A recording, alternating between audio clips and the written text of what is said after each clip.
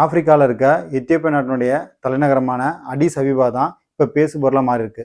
காரணம், நம்பூர் மாதிரி இருந்த அந்த நாட்டினுடைய தலைநகரம் இப்போ மேல்நாடுக்கு நிகராக மொத்தமாக மாறி இருக்கு.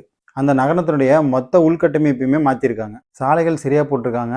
நகரத்தை தூய்மையாகவே வச்சுருக்காங்க. அதுக்குன்னு ஆட்கள் தொடர்ந்து வேலை செஞ்சுக்கிட்டே இருக்காங்க. மக்கள் நடக்கிறதுக்கு நடைபாதை, சைக்கிளில் போகிறவங்களுக்கு அதுக்கு தனியாக ஒரு பாதைன்னு மொத்த நகரையுமே பசுமையாக வச்சுருக்காங்க. முன்னாடி இருந்த தூய்மையற்ற நீர்நிலைகள் எல்லாத்தையும் இப்போ சுத்தம் செஞ்சு எல்லாத்தையுமே பார்க்காக மாற்றிருக்காங்க.